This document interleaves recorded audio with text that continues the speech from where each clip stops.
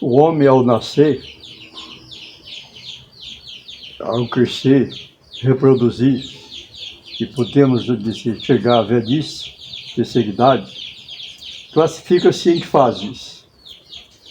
Há diversas fases. E nem todos os adolescentes se enquadram de uma maneira só. Isso varia muito de indivíduo para indivíduo. Mesmo que sejam 5, 6, 10 ou 12 filhos em uma prole, em uma família, nem todos são semelhantes. Nem todos.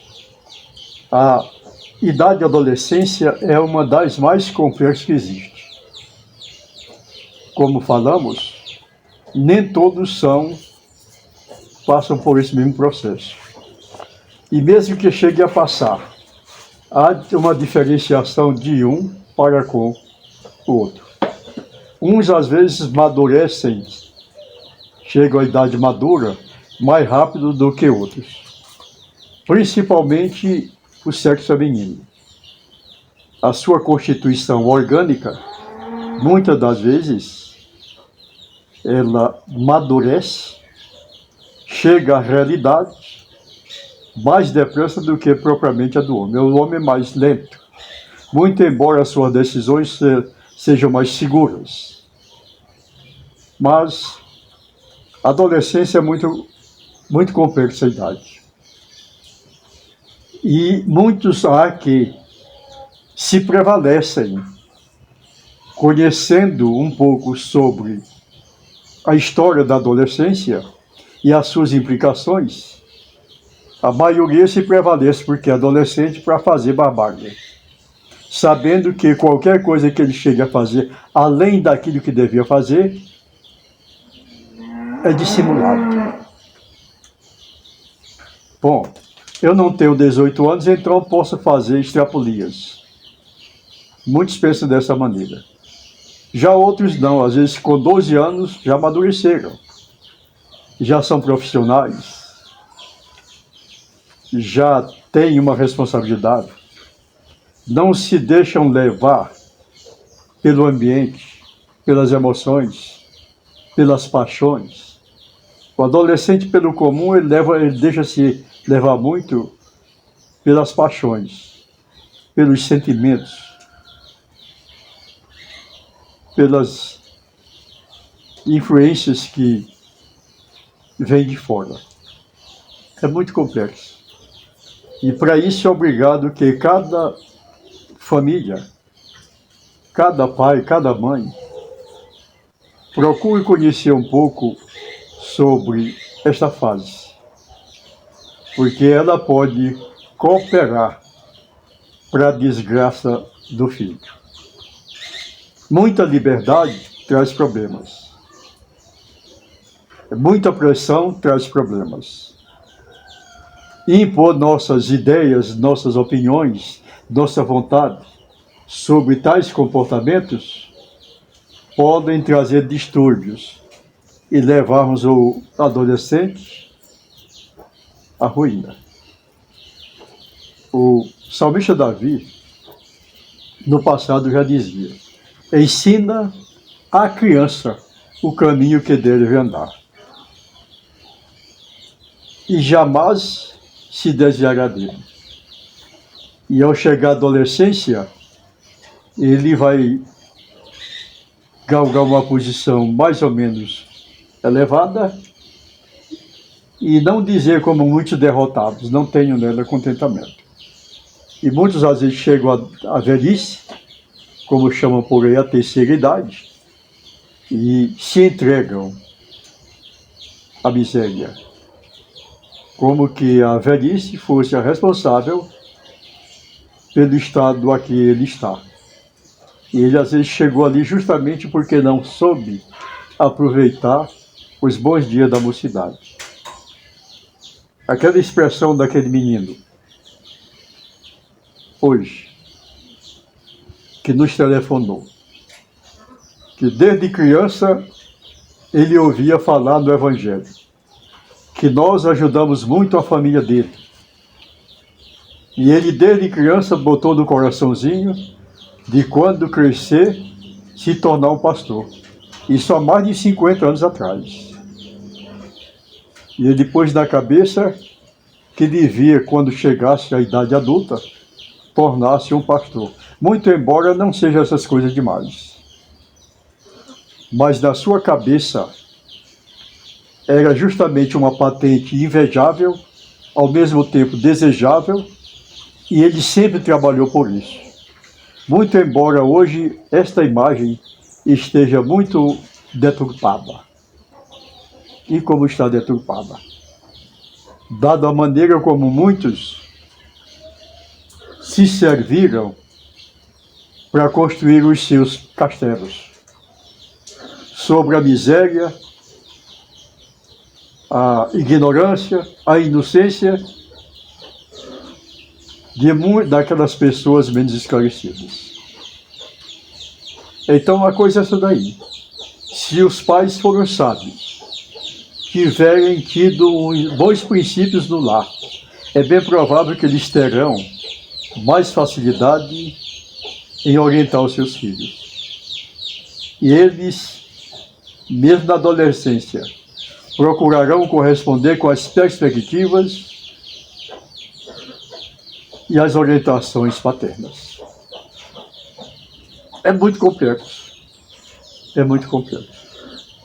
Muitas das vezes, os pais delegam às autoridades, aos professores, essa responsabilidade da educação.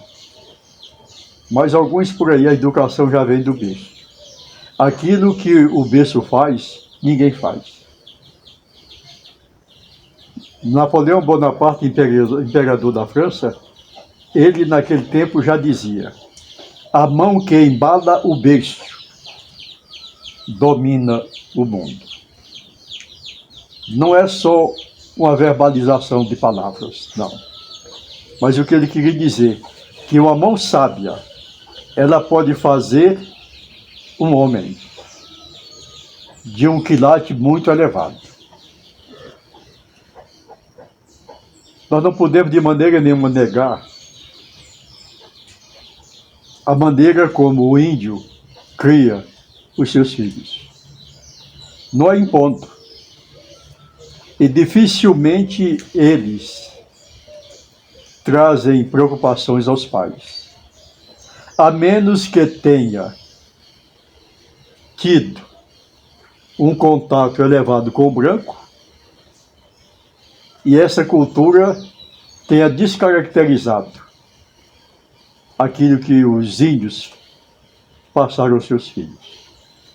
Mas pelo comum, as orientações, os aprendizados que a criança recebe na aldeia, desde os primórdios da sua vida, são úteis e determinam o seu amanhã. Então, o salmista Davi tem razão. Ensina a criança o caminho que deve andar. Muitos pais, às vezes, não têm esse conhecimento e tocam o barco de qualquer maneira. E o resultado, muitas vezes, são funestos. São traficantes, são desordeiros, e às vezes, no máximo, com 22 anos, não existem mais. Ouçamos alguma coisa relacionada a isso aí, que nós escrevemos aí, um pouquinho no livro, antes de entrarmos, na realidade, no assunto. O adolescente e suas implicações. O corpo do adolescente muda muito e rapidamente. Pode ler mais rápido. Uma das preocupações das diversas fases são as diferenças individuais e que, por incrível que pareça, não o são. Passa a maior parte do tempo em grupo e o jovem precisa de solidão. O problema é quando esses momentos se tornam dias de isolamento, dando aos pais preocupação. Aí pode ser necessário tratamento, por ser um caso de depressão. Nessa fase, o beijo é mais uma experiência mecânica do que afetiva. Na prática, a imaginação idealizada se choca com a realidade que envolve uma parceria inexperiente, com mau hálito, língua e saliva nojenta.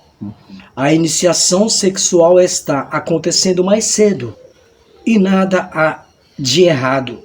Acabou o interesse por prostitutas. Almeja meninas do seu ciclo social. Isso exige um mais envolvimento afetivo devido sua instabilidade emocional e leva tempo para ser conquistado. Ao ver de muitos nestes dias, os jovens quase não têm formas de diversão. O mundo ficou exigente com eles e ao mesmo tempo lhes tirou a compensação. É aí que a droga entra e qualquer um ela arrebenta e não dá satisfação. Precisa ser preparado para as situações difíceis que vai enfrentar. O pai tenta evitar que o filho a droga venha experimentar, mas como na prática é impossível, o importante é aconselhar e deixá-lo para lá com alguém que o leve ao bem, a fim de que a droga não lhe venha escravizar. O jovem não se preocupa com o futuro como os adultos. Suas aspirações estão mais concentradas com a gravidez do que com a AIDS. Os preservativos são abandonados depois que se tem com os parceiros alguma intimidade em nome de um suposto pacto de fidelidade. Tudo ocorre normalmente e com naturalidade. Foi pensando em você, meu jovem, e na tua terrena e eterna felicidade que o Eclesiastes registrou. Lembra-te do teu Criador nos dias da tua mocidade, antes que venham os maus dias, e nos quais não venhas a dizer, foi-se toda a minha felicidade. E como não bastasse, descerás à sepultura cheio de ódio e de maldade, para viveres em tormento por toda a eternidade. É isso aí. São realidades que ninguém pode fugir, nem tampouco negá-las.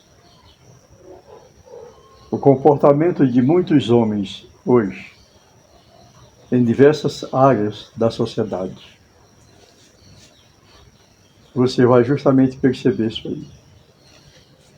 É capaz, pelo comportamento do homem na sociedade, sem qualquer sombra de dúvida, você tem uma ideia de como ele foi criado, como ele era desde criança.